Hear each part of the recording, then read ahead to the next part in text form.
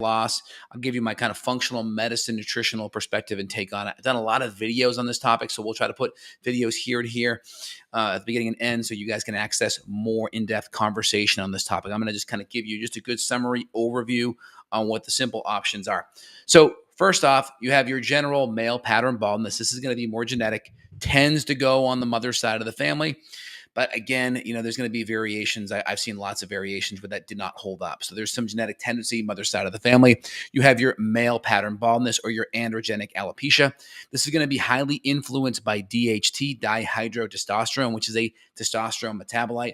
That hormone, it's a stronger version of testosterone, and it's going to have impacts on hair growth for the face and for the beard. But contradictorily, on the scalp, it does the opposite. It actually pinches off blood flow to the hair follicle. And typically what you start to have happen is the hair follicle starts to thin first, and then it will eventually fall out. You have this like anywhere between 3 to 5 year kind of life cycle. So you have this anagen phase where you have growth, and it can go for many years. And then you have a catagen phase where it falls out. And then you have this telogen phase where it rests. And you can have 10 to 20% of your hair in this resting phase. And so the goal with a lot of different, medications that are out there, we'll talk about that, is trying to pull hair out of this telogen kind of resting phase back into an anagen growth phase. So I'll pull up a little image here maybe if I can to kind of help you guys out. So we really have 3 major phases. We have anagen, think anagen like anabolic growth, okay?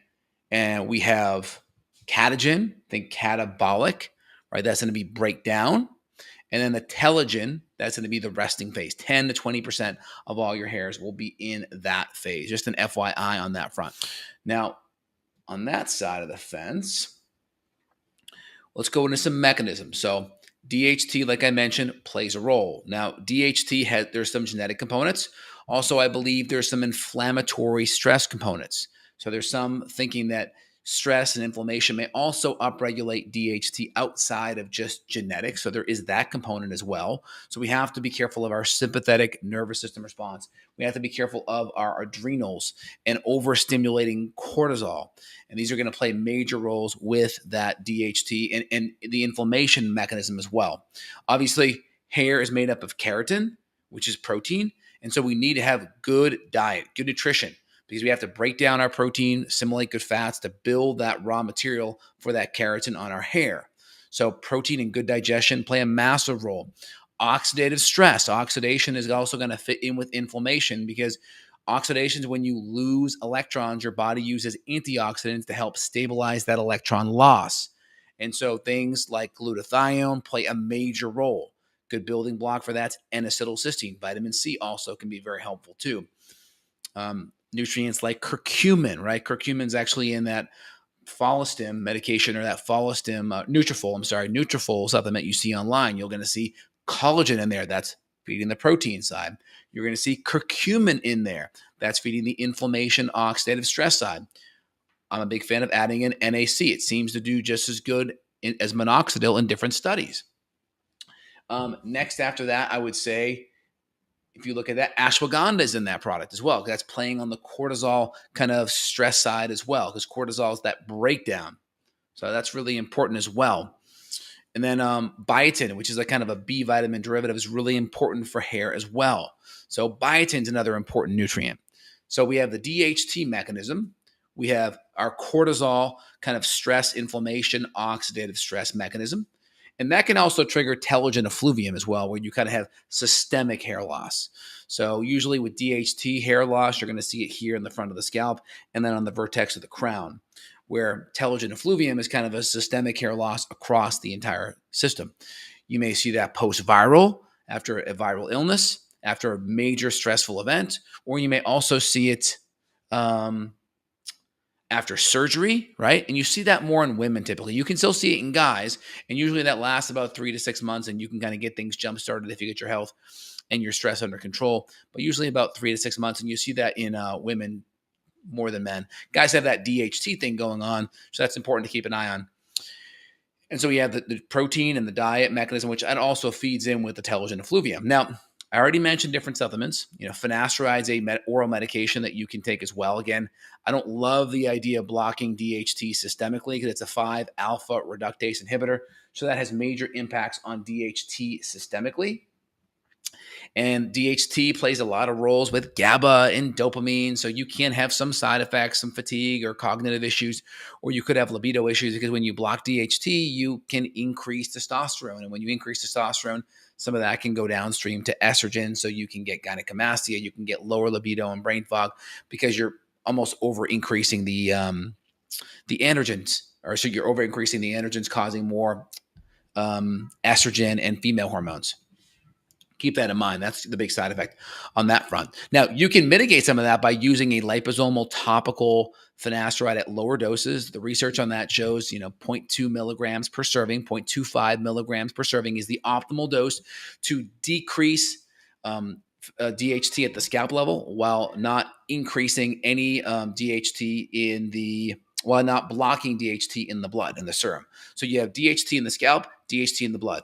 All we can really typically test, with your typical blood test is going to be DHT in the serum, but you may have DHT in the scalp. So doing DHT blocking finasteride at the scalp level, you can saturate that enough to block 80 to 90% of the DHT in the scalp, but not have an influence on the serum, on the blood. And that's where most of the side effects happen, is they happen in the blood. So if you can block it in the scalp and not have it spill over to the serum, win-win, you're on the right track if that is something you have to go to. Next, I would recommend microneedling, very powerful as well. And then also red light is powerful too. Laser red light does a wonderful job at stimulating blood flow, decreasing inflammation, activating mitochondria. So it has a lot of good benefits. And when you're looking at the hair loss side of the fence, you want to hit things from multiple sides. You don't want to just go in on one side of the fence and say, I'm only going to do this one thing. You probably want multiple things. So look at the diet, look at stress, look at protein and collagen, look at potentially adding in biotin, look at utilizing microneedling, look at ashwagandha, cortisol, look at all these different pathways that are going to have a big benefit. Then if you need, then you can go down the pathways of finasteride. Again, understand most of the side effects are from the medication and having a suppressing effect of DHT systemically. You can mitigate that by doing topical lower doses. The best dose seems to be in that 0.2 to 0.25 milligram per serving, which is about 75 to 80% less than the regular dose recommended. And if you do it topically, you reduce it in the scalp, but don't touch it typically in the serum. And you can do blood tests before and after to prove that. And then you have your different stimulators. This could be your Rogaine or minoxidil, which is going to typically, it's a vasodilating medication. It was used to treat high blood pressure. That's going to open up, typically increase blood flow. It's a growth stimulator. It works on sodium potassium pumps as well and can stimulate these cells in the follicle to grow and have a greater anagen phase. So you have this really good stimulated anagen phase. You can also, there's other medications that you can also do on top of that. Tadalafil is one, and stamoxetine is another one that's a powerful growth stimulator. Again, growth stimulators typically don't fix the underlying issue. So you want to do your best to fix nutrition, fix stress, fix protein. Use microneedling. Dr. Penn 8 is going to be a good one to use. I'll put a link down below to stimulate stem cells, to stimulate growth factors. Really powerful there. And then if you have the genetic issue, then you can add in some of the finasteride. That's powerful as well, but do it topically, do it low dose. And then next, you can also do a little bit of DHT blocking with saw palmetto. Saw palmetto is going to be very helpful, very little side effects. The only major side effect is stomach upset. The ideal dose for that is going to be around 300 to 400 milligrams of a cold press saw palmetto, typically a CO2 extract at around 85 to 90%. That's going to be the optimal dose. Typically, no major side effects with that. And you will lower DHT, but herbs and nutrients tend to not have a, let's say, negative effect of lowering things below where they should go. So that's the benefit of using herbs. So there are some studies looking at saw palmetto, different meta-analyses showing 20% increase in hair growth and improving hair diameter because you are suppressing DHT. You're not going to do it like a medication would and potentially create side effects. So if you want a little bit of systemic effect of blocking DHT that would translate to the scalp, saw palmetto is nice. And then you can always do a topical liposomal finasteride lower dose, and then some of the different nutrients down below. My general recommendation is always work on diet, food, stress, inflammation, oxidative stress first. And then if you want something topical, you can do saw palmetto topical. You can do pumpkin seed oil topical. You can do onion oil, onion mixed with olive oil. You can find that on Etsy. There's a good one on there. And then microneedling. That's kind of your good natural stack out of the gate. So your saw palmetto, your ashwagandha, your collagen, your curcumin, your topical onion oil, topical saw palmetto, your microneedling. That's going to be like a good natural stack. And then if you want to add something like a good high quality laser LED or laser light cap, you can do that. Or if you want to add in a medication after the fact, like a finasteride, low dose liposomal will be best out of the gate. So hope that makes sense, guys. There's a lot of ways to hit it.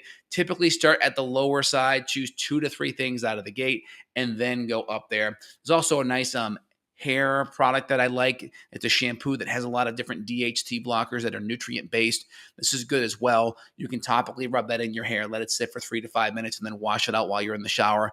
You can also do a 2% Nizoral or ketoconazole shampoo. 2% is what you want, and you can do that 1 to 2 times a week. That's shown to be very helpful, very anti-inflammatory, and blocks DHT as well. Even though it's at the fungal side of the fence, it still works on the DHT side. But when you address hair, you want to be driving 2 to 3 different mechanisms. You don't want to just hit one. Hair loss can happen fast, so choose 2 to 3 different mechanisms. Start more conservative, and then if you need to go into the pharmaceutical option, choose things that are more topical versus oral or systemic. And if you're going to go systemic on the DHT side, saw palmetto tends to be more gentle, very little side effects. The only one out there really in the peer-reviewed literature is stomach upset. And again, hope that helps, guys. A lot of different things you can do. Again, I see people on the hair loss side, whether it's your telogen effluvium, your systemic hair loss post-viral, post-stress illness, or whether it's male pattern baldness. And again, women could have androgenic alopecia as well. Again, they tend to not have it as much because they have 10 times less testosterone than men. But women that go on the PCOS side of the fence that increase their androgens, you could potentially see that a little bit more rare, but it's definitely possible.